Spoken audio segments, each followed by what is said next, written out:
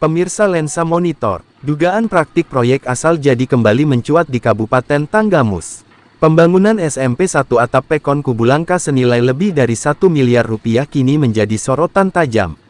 Bukan tanpa alasan, proyek yang dibiayai uang rakyat ini ditemukan menggunakan material berkualitas rendah dan metode konstruksi yang dianggap membahayakan nyawa siswa di masa depan.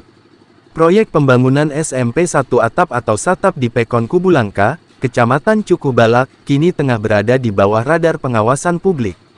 Pembangunan yang dikerjakan oleh CV Mustika Mulia Kencana ini diduga kuat menabrak sejumlah prosedur teknis demi meraup keuntungan lebih besar.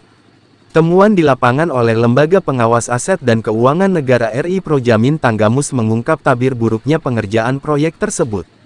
Sejak tahap awal, pengerjaan pondasi tapak atau footplate yang seharusnya menjadi tumpuan utama bangunan, justru dikerjakan secara manual.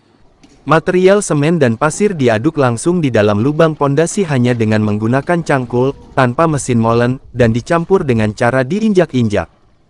Kondisi semakin mengkhawatirkan saat memasuki tahap pengecoran lantai dak. Tim pemantau menemukan bahwa pasir yang digunakan untuk mengecor tercampur dengan material tanah, yang secara teknis dapat melemahkan daya rekat beton. Tak hanya itu, saat melihat lebih dekat pada kerangka lantai dak tingkat, terlihat susunan besi yang sangat renggang dan hanya menggunakan satu lapis saja. Padahal, untuk bangunan sekolah bertingkat, standar keamanan mengharuskan konstruksi besi yang rapat dan kokoh. Bahkan, takaran adukan semen, pasir dan batu split yang diproses melalui mesin molen pun dinilai tidak memenuhi standar SNI pengecoran, yang mengancam durabilitas bangunan dalam jangka panjang.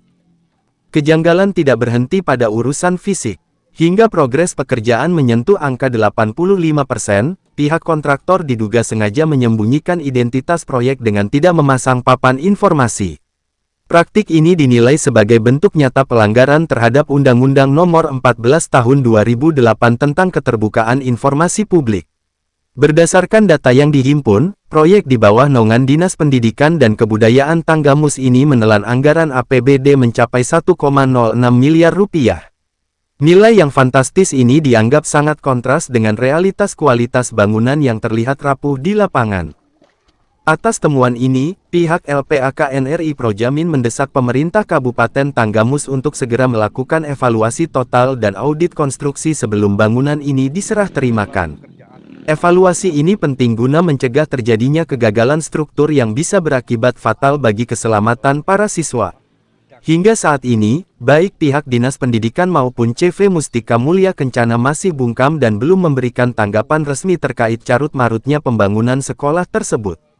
Jika tidak ada tindakan dari dinas terkait, Ketua LPAKN RI Projamin Tanggamus, Helmi, akan segera membuat laporan resmi ke instansi penegak hukum.